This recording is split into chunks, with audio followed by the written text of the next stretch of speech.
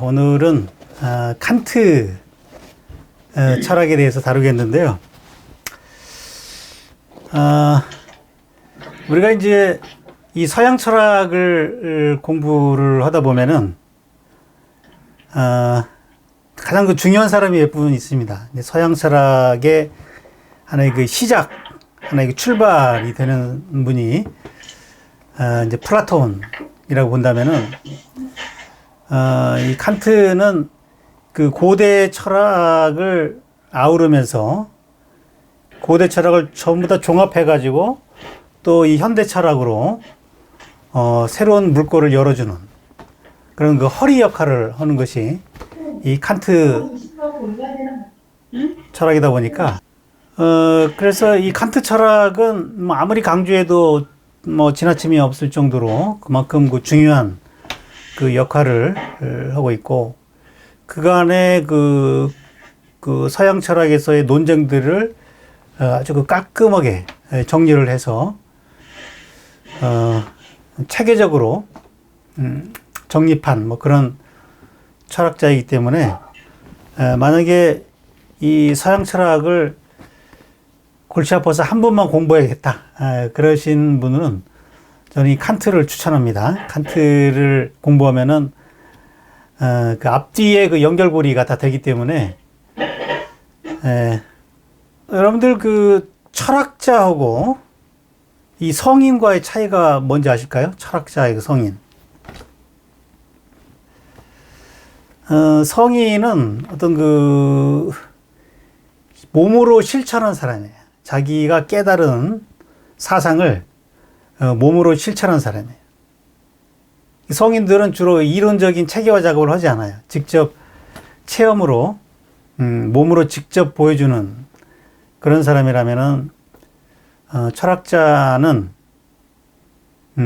실천보다도 이론적으로 체계화한 사람이에요. 이론적으로.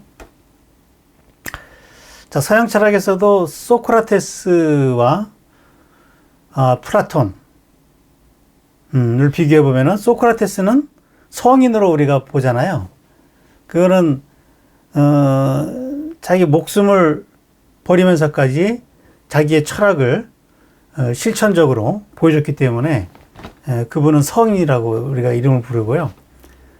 그의 제자였던 플라톤은 이제 그 자기 스승의 사상을 체계적으로 정리했기 때문에 철학가다 이렇게 부르고 있는 거죠. 그러니까 칸트도 그런 면에서 보면은 철학가지만 성인들이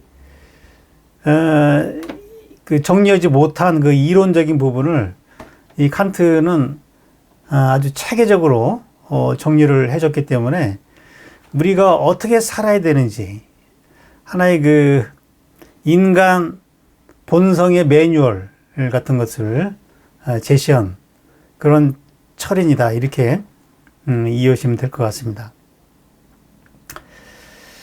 칸트 철학을 우리가 뭐 공부를 하는 건 쉽지는 않아요. 뭐 그분의 그 언어나 이론 체계가 굉장히 난해하기 때문에 책을 읽는 거는 쉽지는 않은데, 그러나 이제 그분이 말하고자 하는 그 메시지는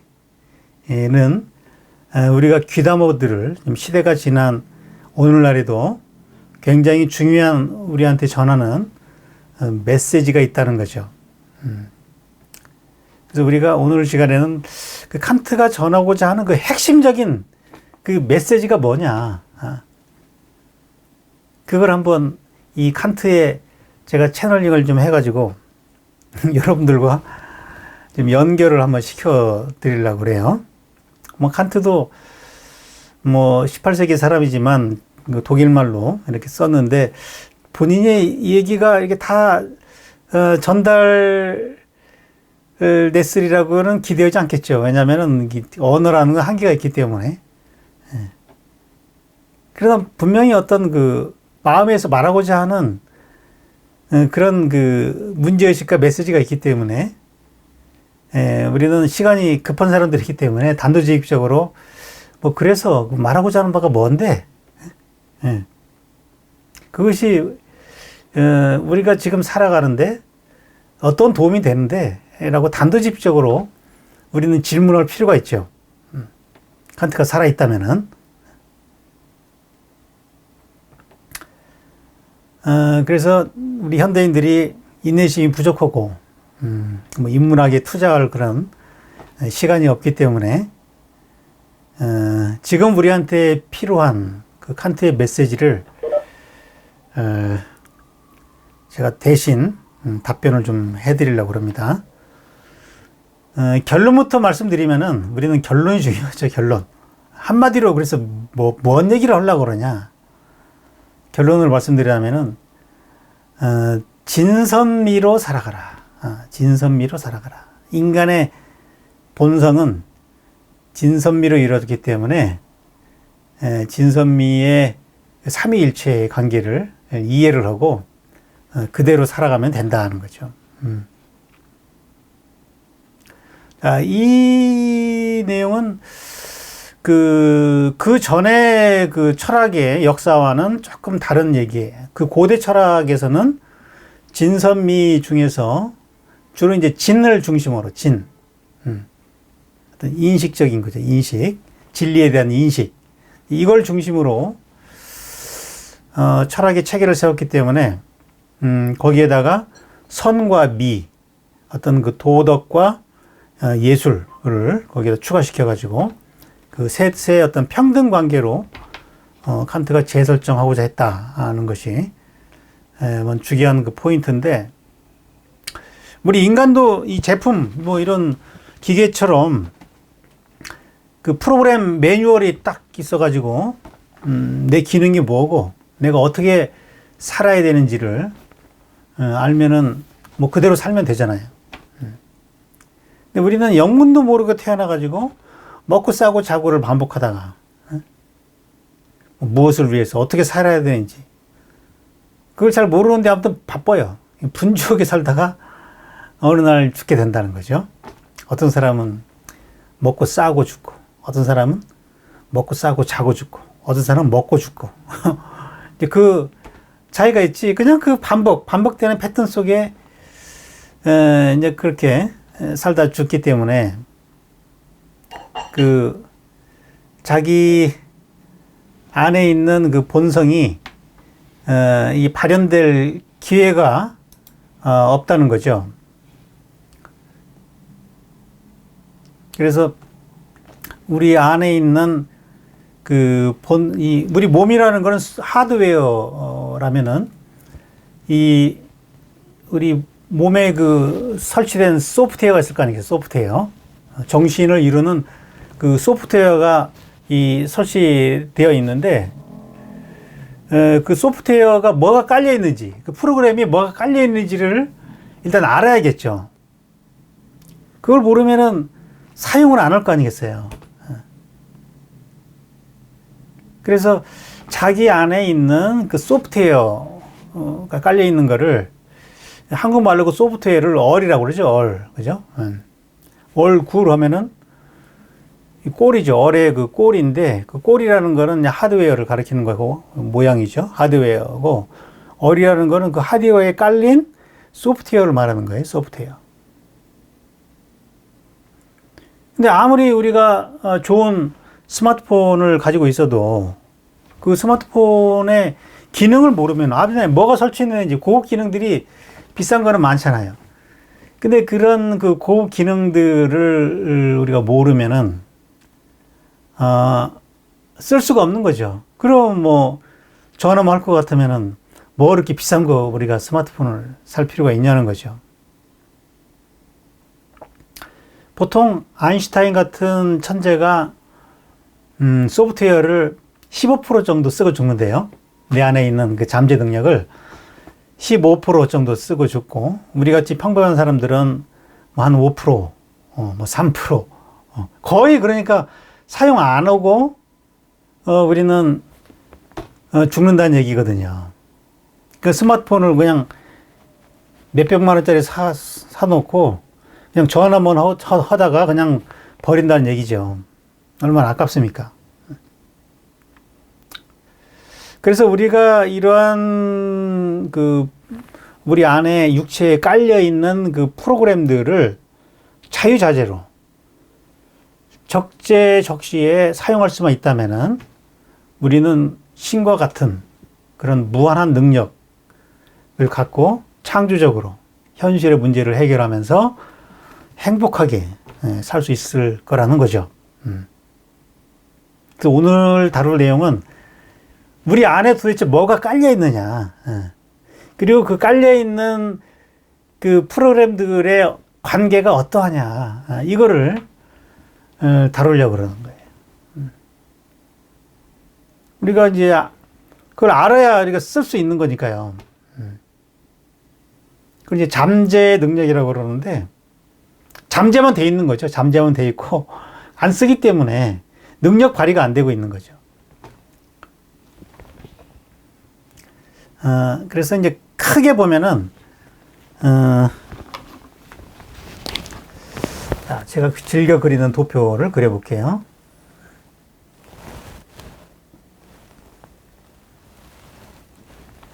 요게 이제 우리의 본성이에요. 본성이니까 이건 소프트웨어입니다. 소프트웨어고, 이거는 이제 우리의 몸이에요. 몸이면은 이건 하드웨어가 되겠죠. 하드웨어 안에 이 뭔가 프로그램이 설치가 되어 있다는 얘기예요. 프로그램이 설치가 되어 있는데, 이 프로그램은 우리가 태어나서 설치한 게 아니에요. 그죠? 설치한 적이 없죠. 설치한 적이 없기 때문에 이거는 하늘로부터 받았다. 이거 본성은 본연지성의 약자인데, 본래 타고나면서부터 받고 태어났다 하는 거죠. 근데 이것이 본성이 어떻게 이루어졌느냐, 이거를 아는 게 우리가 중요하다는 거죠. 이것이 이 소프트웨어가 없으면 이 하드웨어는요, 그냥 물질이에요. 아무 움직일 수도 없고 기능을 못 하는 거죠.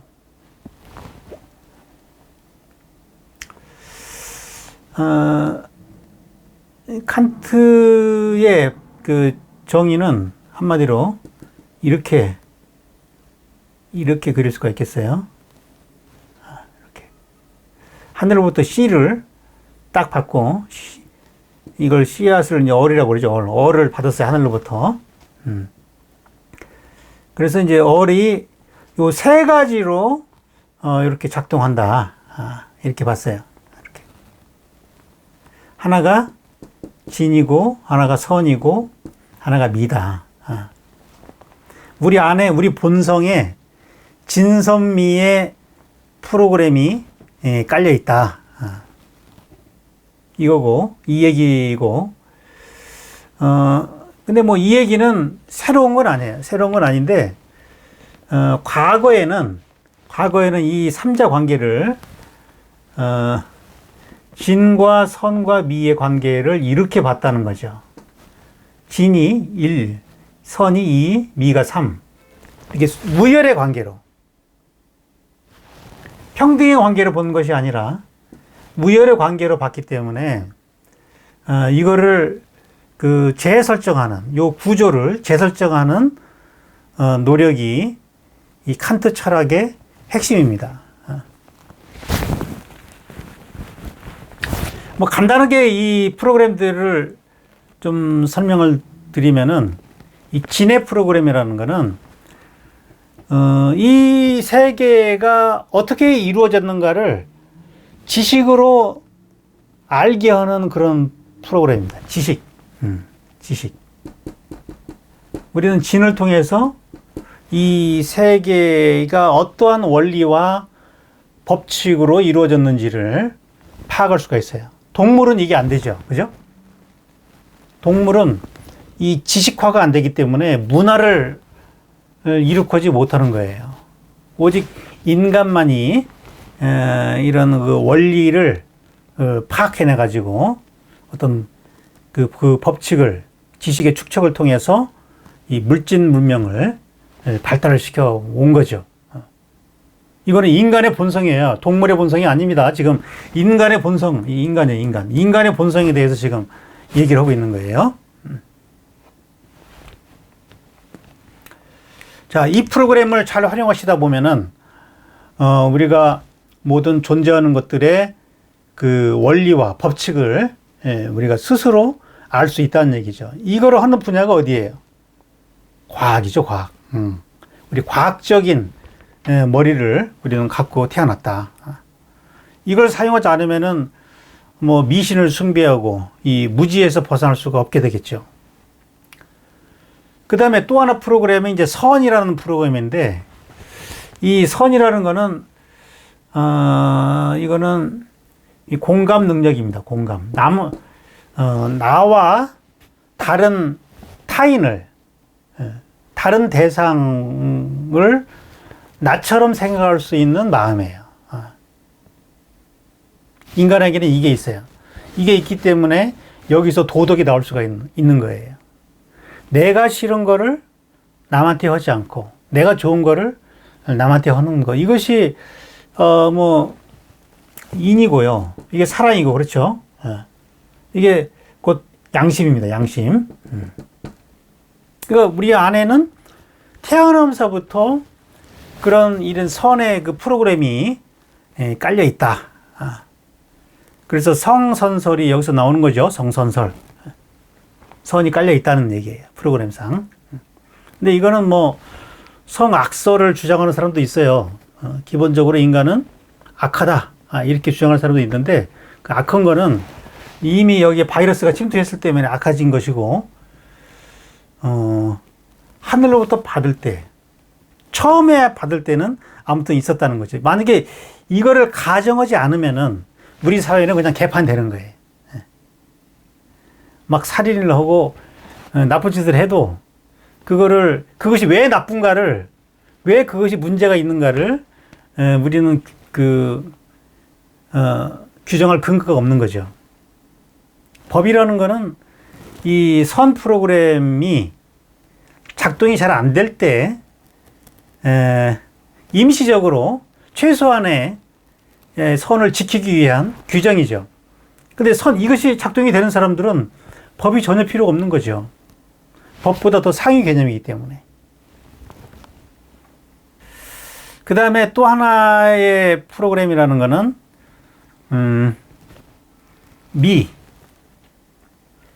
이 미의 프로그램이 우리 안에 깔려 있어요.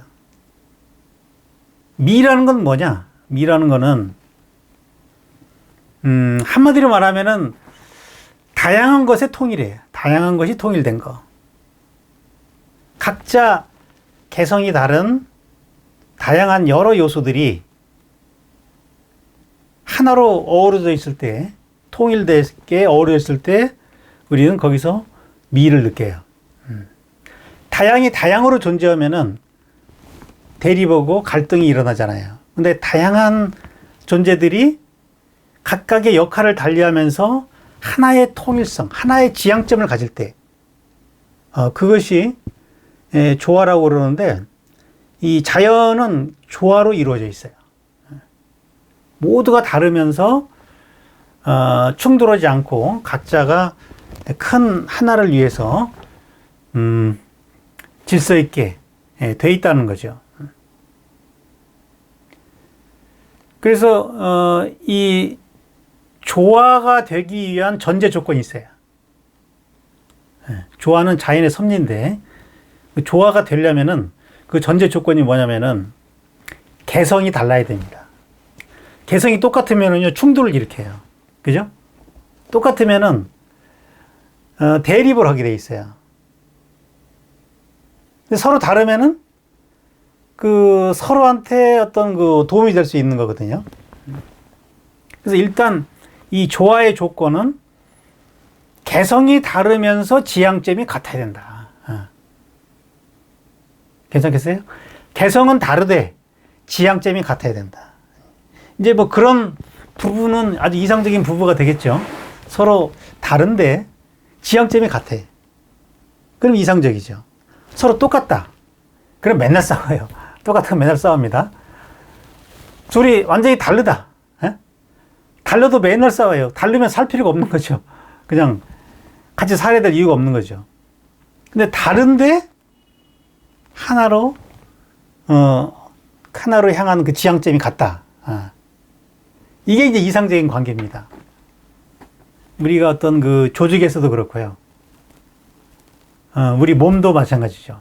모든 오장육부의 기관이 서로 다 다르잖아요. 다르면서 하나의 유기체인 나한테 봉사를 하는 거잖아요.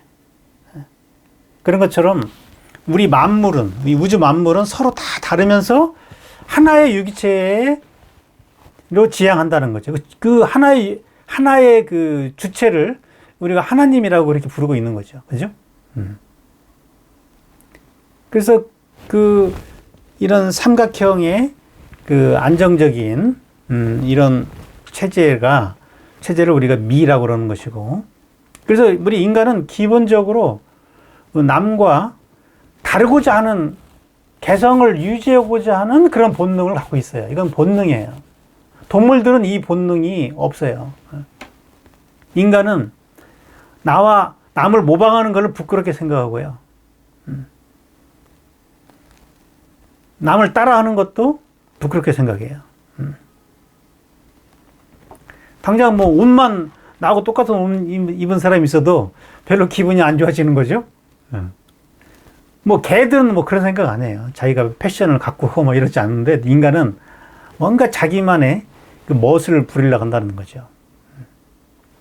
코미디언들이 다른 사람 흉내내면 우리가 막 웃잖아요. 똑같은 흉내내면은. 왜? 자기 개성이 없다는 거죠. 아주 그 열등한 인간이라는 얘기예요. 그렇게 되면은. 그래서 이 자기의 어떤 그 고유한 개성이 있는데 그거를 중시하고 그거를 창조적으로 표현하는 거가 이제 예술이죠. 그러니까 이거는 뭐예요? 이거는 그 과학이고 선은 이거는 도덕이니까 이제 종교고 미는 예술이고. 자, 과학과 종교와 예술이라는 인간의 그 3대 문화가 우리의 본성의 이 프로그램이 발현돼서 나온 거라 그거예요.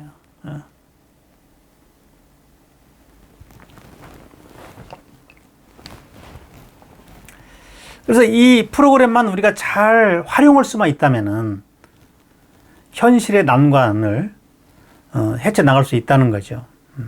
물론 뭐 사람에 따라서 자주 사용하는 프로그램이 있잖아요. 자기가 선천적으로 이걸 더 많이 받고 태어난다든지 이걸 더 많이 받고 태어난다. 이 비중은 사람마다 다 다르기 때문에 이게 완전하게 균형 맞출 수는 없어요. 그래서 이제 자기의 어떤 기질과 전공이 결정되는 건데, 그래서 이제 이쪽이 많은 사람들은 과학적 인간, 이쪽이 강한 사람들은 종교적 인간, 이쪽이 강한 사람은 미학적 인간, 이렇게 되는 거죠.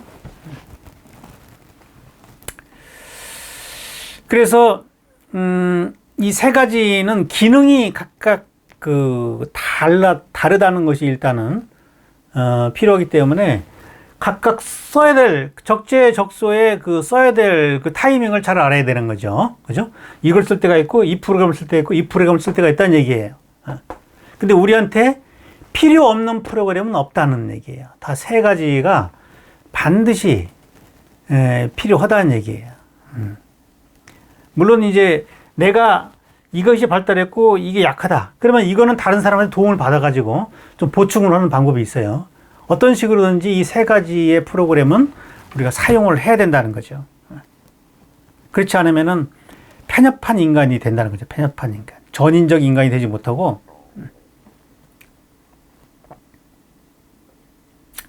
그래서 이 세 가지가 서로 작용은 다르지만 이 하나의 본성을 이루고 있기 때문에 이거를 본성의 삼위일체다. 저는 그렇게 이거를 부르고자 합니다. 삼위일체라는 말을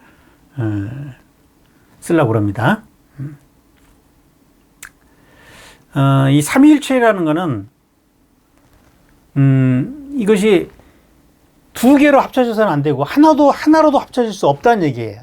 기본적으로 위상이 세 개가 존재한다는 것이고, 또 그것이 각각 따로 노는 것이 아니라 그것이 전체가 하나다는 얘기, 하나다.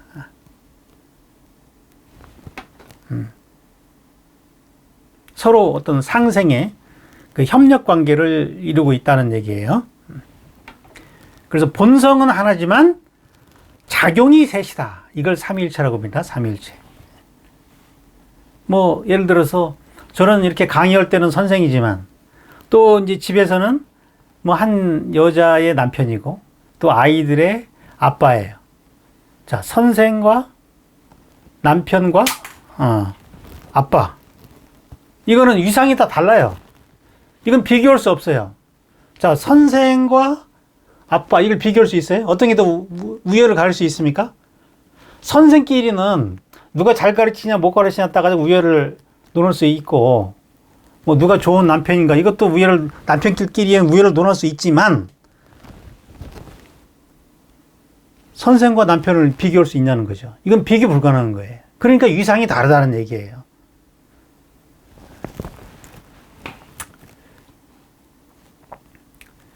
그래서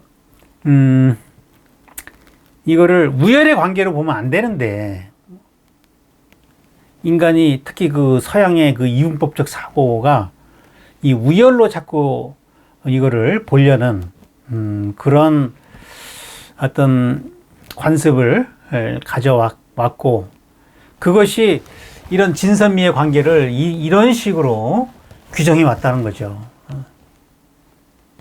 뭐 하다못해 지금 우리가 뭐 미인 선발대회, 미스 코리아 선발대회 하더라도 1등이 진입니다. 진. 아니 미를 뽑는데 왜 진을 1등을 주자는 거죠. 오히려 미가 1등이 돼야 되는 거 아니에요? 뭐 미인 선발을 하는데 뭐 어떤 진리를 많이 알고 있느냐 이걸 따지는 게 아니잖아요. 또 뭐 양심이 얼마나 있느냐 이걸 따지는 것도 아닌데 왜 미인을 뽑으면서 외모를 뽑으면서 왜 순위를 1, 2, 3으로 하냐는 거죠. 자, 이것이 오랫동안 서양에서부터 비롯된 오랫동안 진선미의 관계를 우열의 관계로 봐온 하나의 관습이 지금까지도 이어져 오고 있다는 얘기예요. 이거는 삼위일체가 아니에요. 이렇게 되면은. 그래서 제가 오늘 강의에서 말씀드리고자 하는 포인트는 이 세 가지의 진선미의 관계를 삼위일체의 관계로 봐야 된다. 이것이 이제 오늘 강의의 어떤 핵심적인 메시지라고 볼 수 있는데, 뭐 인간한테는 영혼육이 있죠. 영혼육. 우리가 이제 영혼육을 이제 이렇게 그릴 수가 있겠죠. 영, 혼, 육 이렇게 볼 수 있는데, 뭐 요 관계도 마찬가지예요. 영혼육의 관계도 우리가 알고 있는 개념은 뭐 0이 중요하고 6은 열등하다. 1, 2, 3 이렇게 순서를 이렇게 정해야 되는 거죠. 우열의 관계로. 근데 유한이라는 사람이 쓴 그 회남자에 보면은 우리의 그 이 몸하고 이 몸이라는 것이 이게 생명의 집이라고 얘기를 해요. 집, 생명의 집이다. 그리고 기, 혼의 차원이 기죠. 기라는 거는 이 육의 집을 채우고 있는 하나의 그 어떤 생명이죠. 생명력. 집을 가득 채우고 있는 아주 생명 에너지 같은 것이고, 이 안에 있는 이거 이제 영을 다른 말로 하면 신이죠. 신이라는 거는 이거는 이 생명을 제어하는 것이다. 기를 제어하는 것이다. 통제하는 거다는 거죠. 이 기가 있으면은 이거를 통제할 수 있을 거 아니겠어요. 그것이 신이다라는 거죠. 그래서 이 신과 기와 이 몸 이것이 영혼육이 이 삼위일체의 관계고, 만약에 이 중에서 하나를 잃으면은 셋이 같이 손상이 된다는 거죠. 몸이 손상되면은, 몸이 계속 아프면은요, 이 정신이 건강할 수가 없어요. 당장 내가 이 고통 속에 있는데 창의적인 생각하기 쉽지 않아요. 이 세 가지가 긴밀하게, 기능은 다르지만 아주 긴밀하게 연결이 돼 있기 때문에 어느 한 분야에 문제가 생기면은 동일하게 전체가 다 영향을 미치게 돼 있다는 거죠. 그래서 이거는 비교의 대상이 아니다는 얘기예요. 인간은 비교할 수 없는 대상을 비교함으로써 자꾸 문제를 만들어요. 아까 제가 선생과 남편 비교할 수 없다고 그랬죠. 선생과 선생끼리 비교할 수 있어도 선생과 남편은 이거는 기능이 다르기 때문에 우열을 논할 수가 없다는 얘기예요. 기능이 다른 것들은. 우리는 어려서부터 뭐 누가 이기냐, 누가 더 잘났냐, 누가 이기냐, 이걸 계속해서 우리는 훈련받아 오다 보니까 이제 그런 습관이 생겨가지고 자꾸 이렇게 비교할 수 없는 것들을 자꾸 우열의 관계로 혼돈하는 그런 경향이 있다는 얘기죠.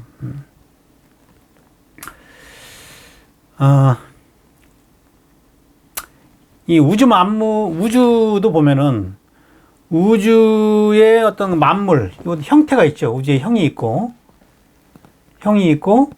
또 형을 이루고 있는 어떤 에너지가 있죠. 파동 에너지. 하나의 그 에너지, 어떤 기죠, 기. 기가 있고, 또, 이거를, 기를 제어하고, 이렇게, 작동하게 하는 어떤 작곡가 있을 거예요, 작곡가. 이건 하나의 음이라면은, 파동의 음이라면은, 음을 작곡하는 사람이 있으니까 형태가 나오는 거죠. 그죠? 이게 신입니다, 신. 창조주가 있고, 창조주가 만든 어떤 형의 세계가 있고, 그것에 어떤, 작용하는 매체가 있는 거죠. 작용 매체. 이거를 이제, 기독교에서는 창조주, 이걸 이제 성부라고 얘기하죠. 성부. 그 다음에 성부가 육화된 어떤 물질로 육화된 존재. 이것이 그대로 육화된 존재. 요게 이제 성자가 되는 것이고, 요게 이제 성령이죠. 성령이 되는 거죠. 자, 이 삼일체 관계를 좀 제대로 한번 그려보죠. 오늘은 주로 이제 칠판을 주로 쓰겠습니다.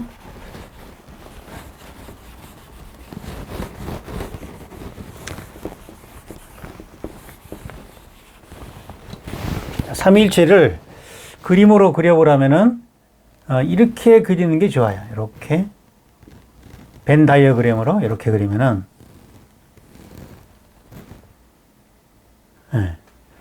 이 삼일체 관계가 진선미의 관계다. 각각이 이렇게 다르지만은 위상은 다르지만은 공통 부분이 있어요. 공통 분모가 있는 거죠. 각자가 지향하는 바가 같다는 얘기죠. 지향하는 바가 이렇게 같고 하면은 이게 이제 공통분모가 있는 건데, 이 관계로 이해를 해야 된다는 거죠. 이 관계로. 그러면은 기독교에서 말하는 성부, 그 다음에 성자, 성령의 관계도 이런 관계다라는 얘기예요. 성부라는 거는 이건 뭐 작곡가예요. 작곡가. 창조주. 만물을 창조를 하는 거고, 창조를 할 때 뭘 갖고 창조하겠어요? 뭐 가지고 창조해요? 그 기존에 있는 음들을 가져다가 그걸 이렇게 짜는 거 아니겠어요? 그 음들, 파동 에너지죠. 파동 에너지가 성장입니다. 파동 에너지가. 현대 물리학적으로 설명을 드리면은 이게 파동한 에너지예요. 이것이 있어야 만물을 만들 수가 있어요. 그리고 이렇게 해서 만들어진 이 창조주의 얼이 딱 들어가 있는 이 사람을 성자, 기독교에서 이제 그리스도라고 얘기를 하죠. 그래서 뭐 이 예수를 그리스도라고 얘기를 하는 건데, 중요한 거는 이 예수를 특정한 어떤 그 사람이라고 보는 것보다도 요 작곡가의 얼이 들어있는 사람이에요. 그러면은 이 진선미의 프로그램을 완벽하게 구사할 수 있는 그런 사람. 그래서 예수는 이런 그 자기 안에 있는 자기 마음에 있는 이런 세계를 사용하라. 어떤 외부의 형식을 따르지 말고 그 유대의 율법 형식 그런 걸 따르지 말고 외식하지 말고 내 안에 있는 이 프로그램을 직접 사용해라. 그걸 이제 설파를 하는 거예요. 그래야 이 성자의 관계가 될 수 있다는 얘기죠. 이거 뭐 기독교뿐만 아니라요. 모든 종교에는 이 삼위일체의 관계로 설명을 할 수 있어요. 이 성자만이 이 성부와 채널링이 돼요. 채널링. 이 소통이 된다는 얘기죠. 이 안에 그 수신 장치가 그 작동하고 있다는 얘기죠. 힌두교에서는 이제 브라마 그리고 비시누, 시바. 브라마, 비시누, 시바가 삼위일체를 이루고 있고요. 불교에서는 법신불이라는 거는 그냥 그 진리의 본체를 말하는 거예요. 삼라만상을 관장하는 진리의 본체. 진리의 본체가 이제 비로자나불이죠. 비로자나불. 그 다음에 이제 보신불.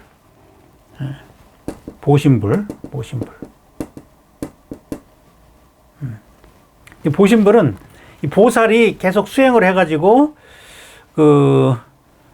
어떤 성부를 통해서 이 서방 정토에 계신 아미타불입니다. 아미타불을 보신불이라고 얘기를 해요. 근데 후천적으로 수행을 통해서 깨달은 그런 분입니다. 그 다음에 이제 응신불이 있어요. 응신불은 이제 화신불이라고도 하고요. 화신불. 이건 이게 부처님 석가모니를 가리킵니다.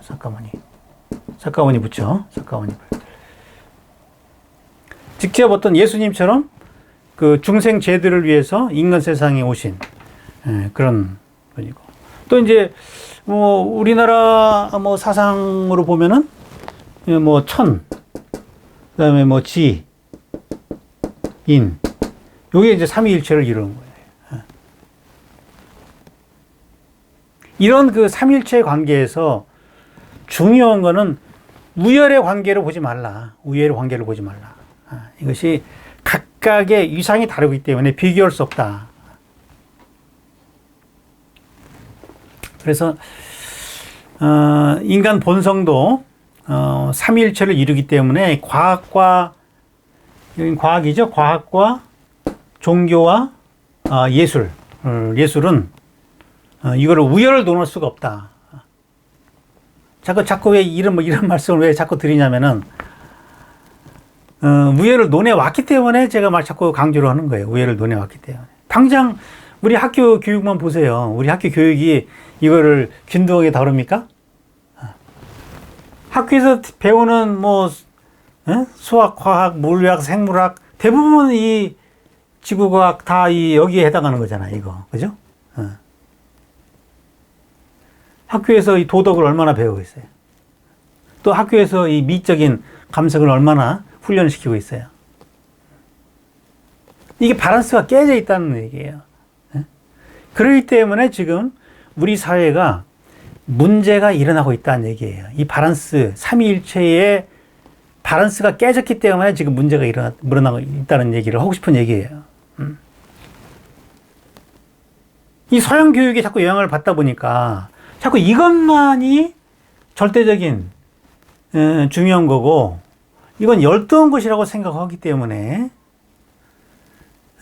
이걸로 인해서 물질 문명이 발달했지만 상대적으로 어떤 그 초월적인 세계에 대한 어떤 그 신앙이라든지 또 아름다운 조화를 이루고자 하는 그런 힘이 약화되다 보니까 우리 사회가 그만큼 불행 지수가 오히려 더 올라가고 있다. 이렇게 보고 있는 거죠. 진짜 그 요즘에 그 교육을 보면은 이 선과 미는 완전히 죽은 것 같아요. 그 요즘 젊은 학생들을 보면은 그야말로 그 도덕이라는 것이 좀 무너졌고 뭐 그 머릿속에 지탱하는 것이 뭔가 자꾸 의심스러워요. 조선시대만 하더라도 그 이 교육이 굉장히 중요했어요. 뭐 이거는 별로 중요하지 않았지만 그 유교를 토대로 해서 그 배우는 교육에서는 이 선이 굉장히 중시했거든요. 그러다가 이제 현대로 오면서 이게 완전히 그 이 도덕 시간에만 잠깐 다루는 건데 뭐 그것도 뭐 암기식으로 철학을 암기식으로 그냥 몇 구절 암기하니까 이 본성에 있는 프로그램 사용할 줄을 모르잖아요. 또 이 미는 초등학교 때 뭐 피아노 학원이나 미술 학원 보내면서 거기에서 조금 하다가 이제 점점 입시 체계로 가면서 버려야 되는 걸로 그렇게 되어 있는 거죠. 버려야 되는 걸로. 그러니 인간의 이 밸런스가 깨지지 않을 수가 없는 거예요. 이게 아주 심각한 문제입니다.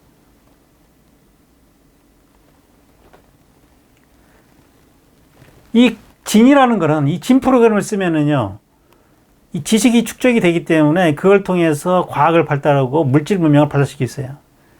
근데 이 행복과는 이건 별개의 문제예요. 아무리 우리가 물질 문명의 그 혜택을 입어도 그거는 잠깐입니다. 금방 거기에 적응하다 보면은 고마움을 못 느껴요. 근본적인 해결책이 안 됩니다.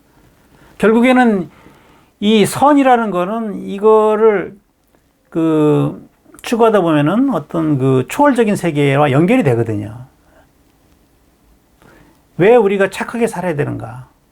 그 착할 때 그걸 행복을 누가 보장해 주는가? 뭐 이런 어떤 형이상학적인 세계와 연결될 고리가 있는 건데 이거는 현상적 세계의 어떤 질서 속에 인과관계를 통해서 그걸 찾아내는 거기 때문에 진정한 행복과는 거리가 있다는 얘기죠. 그리고 미를 소홀히 하면은 자기 개성이 없어요. 주체적이지 못하다는 거죠. 항상 남의 눈치를 보고 남을 따라가고 노예처럼 그렇게 살아간다는 거죠. 창조적인 그런 능력이 없이 그러면 자아 실현이 안 되죠. 이게 안 되면은.